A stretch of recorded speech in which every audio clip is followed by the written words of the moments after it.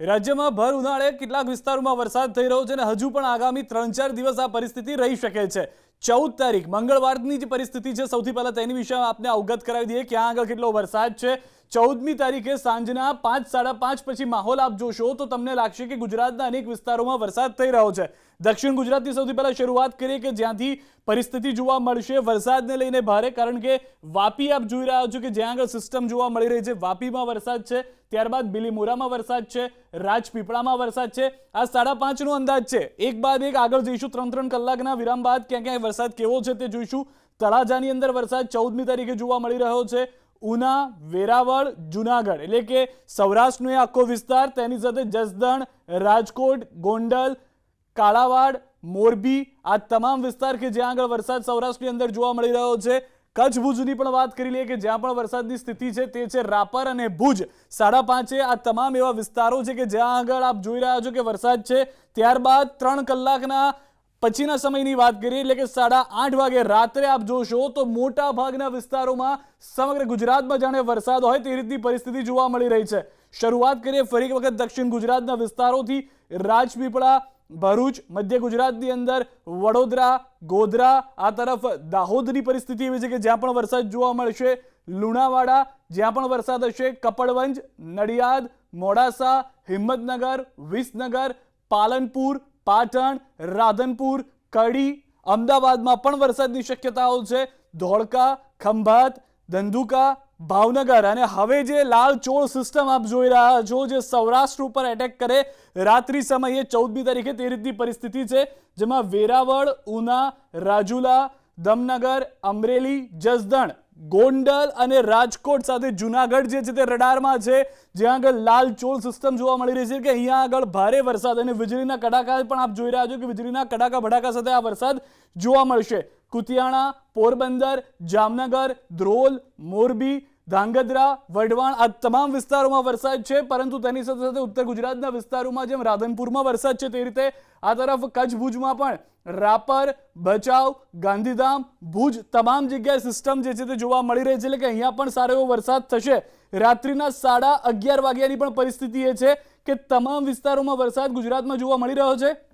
જે લાલચોળ સિસ્ટમ હતી તે થોડી ઉપર જતી અને આ તરફ મધ્ય ગુજરાત તરફ જતી જોવા મળી રહી છે, કારણ કે રાજપીપળા, વડોદરા, ગોધરા, ખંભાત, લુણાવાડા, કપડવંજ, નડિયાદ, અમદાવાદ, ધોળકા, ધંધુકા, વઢવાણ, ધાંગધ્રા, રાધનપુર, પાટણ આ તરફ થરાદ, પાલનપુર, ખેડબ્રહ્મા, હિંમતનગર, વિસનગર, મોડાસા તમામ જગ્યાએ ગુજરાતના મોટાભાગના ઉત્તર ગુજરાતના વિસ્તારોમાં, રાપરમાં, ભચાઉમાં 14 તારીખે વરસાદ છે। ધંધુકા, રાજકોટ, કાળાવાડ તમામ જગ્યાએ વરસાદ જોવા મળી રહ્યો છે। 14 તારીખની આ પરિસ્થિતિ મંગળવારની છે। 15 તારીખે પણ આ રીતનો વરસાદ જોવા મળશે। 15 તારીખે બપોર પહોંચતા રાત્રિ સમયે જે 14 તારીખે રાત્રિ 11:30 છે તે રીતની પરિસ્થિતિ રાત્રિના 2:30-3 વાગે પણ જોવા મળી રહી છે। 5, 5:30, 7:30 સુધીની એ પરિસ્થિતિ છે કે સવારમાં જોવા મળશે।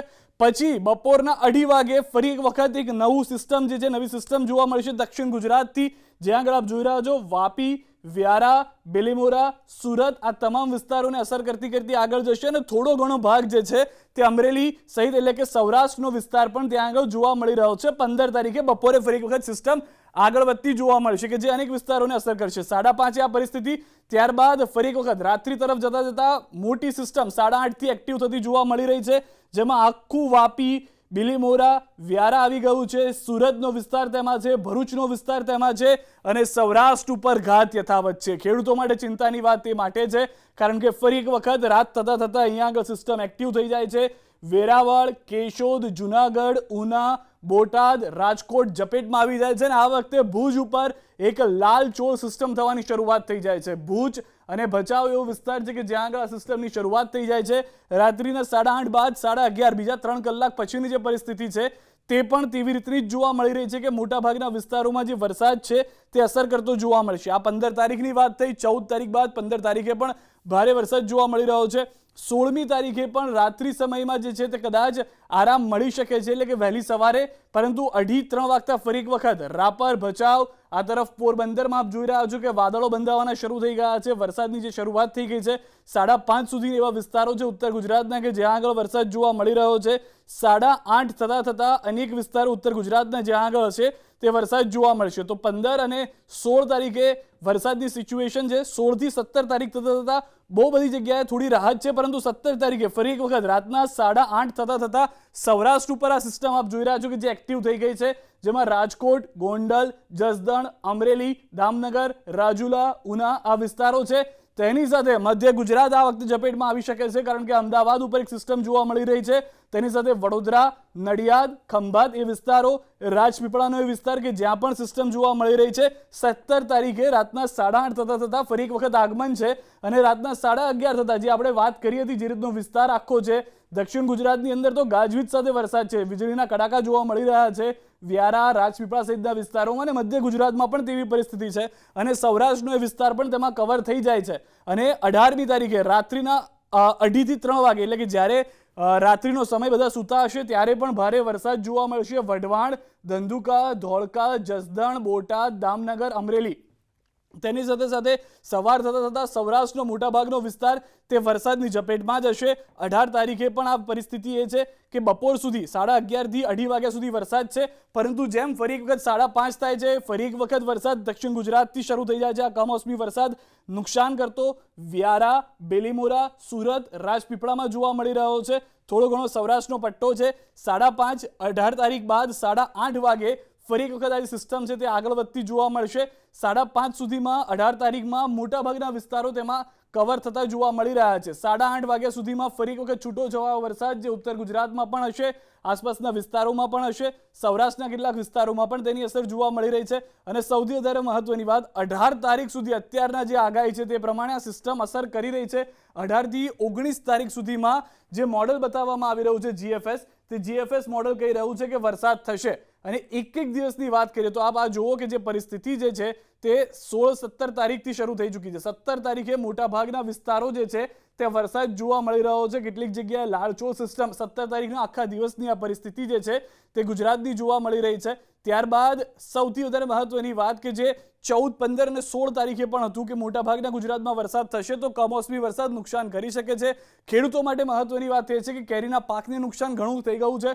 ખાસ કરીને સૌરાષ્ટ્રના જે વિસ્તારો કે જ્યાં આગળ જુનાગઢ છે, તાલાલા છે, રાજકોટ છે, ગોંડલ, જસદણ, આ તમામ વિસ્તારો કે જ્યાં આગળ કેરીનું સારા પ્રમાણમાં ઉત્પાદન થતું હોય છે, ત્યાં પણ આ કમોસમી વરસાદ નુકસાન કરી રહ્યો છે. અને સતત કેટલાક દિવસ સુધી આ પરિસ્થિતિ અહીંયા આગળ જોવા મળી શકે છે. ઉત્તર ગુજરાતના પણ એ વિસ્તારો તેમાં છે, જેમાં પાલનપુર, પાટણ, રાધનપુર, વિસનગર, કડી, અમદાવાદ, મધ્ય ગુજરાતનો પણ એ વિસ્તાર તેમાં જોવા મળી રહ્યો છે કે જે પણ નડિયાદ, ધોળકા, વડોદરા જ્યાં આગળ સારો એવો વરસાદ જોવા મળશે. હવે પરિસ્થિતિ એ છે કે આ કમોસમી વરસાદથી ખેડૂતોને નુકસાન થઈ રહ્યું છે. આ તો ફક્ત એક મોડલ જીએફએસ છે જે આ પ્રમાણે આગાહી કરી રહ્યું છે, કારણ કે રાજ્યની અંદર રવિવાર, સોમવારથી વરસાદ સારો એવો થયો છે, તો મંગળવારથી લઈ અને ફરી એક વખત વીકેન્ડ સુધી, એટલે કે અઠવાડિયું પૂર્ણ થાય ત્યાં સુધી આ રીતની પરિસ્થિતિ જોવા મળી શકે છે. અને મોટાભાગના વિસ્તારો એવા હશે કે જ્યાં આગળ ભારે વરસાદની પરિસ્થિતિ હાલમાં આપ જોઈ રહ્યા છો તે પ્રમાણે 18-19 તારીખ સુધી રહી શકે છે.